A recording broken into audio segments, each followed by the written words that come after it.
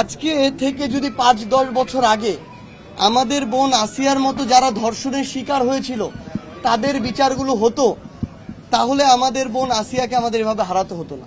আমরা আমাদের বোন আসিয়াকে হারালাম, মানে এটা শুধু আমাদের জন্য নয়, এটা পুরো বাংলাদেশের জন্য একটা লজ্জা, এবং পুরো বাংলাদেশ আমরা আমাদের বোন আসিয়ার কাছে এটার জন্য ক্ষমা প্রার্থী।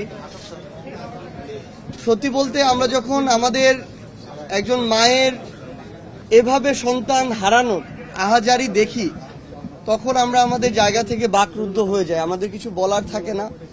কিন্তু এমন ঘটনা এর পূর্বেও অসংখ্য হয়েছে। এখন সবচেয়ে বড় কথা হচ্ছে, অন্তর্বর্তীকালীন সরকার বলি, বাংলাদেশের যেই সরকারে আসুক তার কথাই বলি না কেন, মানে আমাদের না এখন সবচেয়ে বড় দায়িত্ব, আমাদের বোনকে আমরা যেভাবে হারালাম এর জন্য যারা দায়ী তাদের সর্বোচ্চ দৃষ্টান্তমূলক যে শাস্তি, মৃত্যুদণ্ড, সেটাকে যে কোনোভাবে, যে ৯০ দিনের একটা সময় দেওয়া হয়েছে বেঁধে, এটার মধ্যে শেষ করা।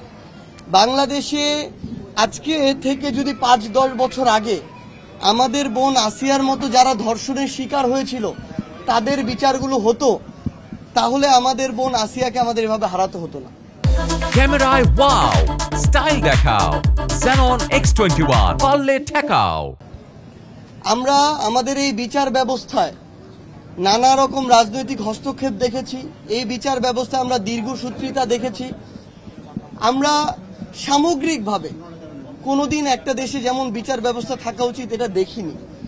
তো সেই জায়গা থেকে আমরা মনে করি যে এখন সময় হয়েছে সর্বোচ্চ দৃষ্টান্তমূলক মৃত্যুদণ্ড যে শাস্তি, এটা নিশ্চিত করা, এবং এর মধ্য দিয়ে আগামীর বাংলাদেশে যেন আমার আর কোনো বোনকে না হারাতে হয়, এটা আমাদের নিশ্চিত করতে হবে।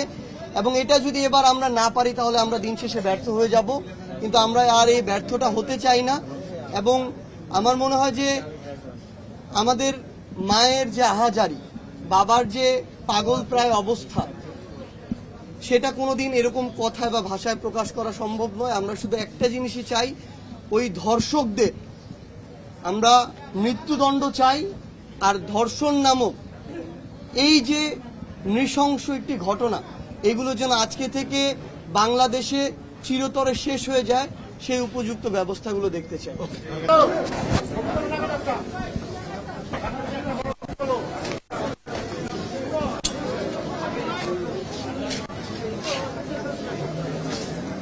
আস্তে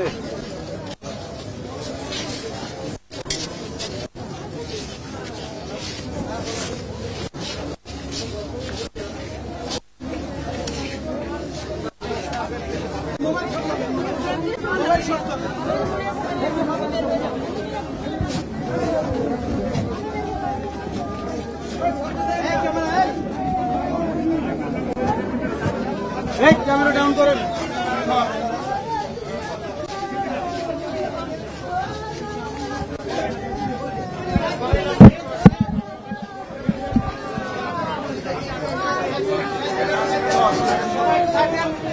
একটু সাইড দেন।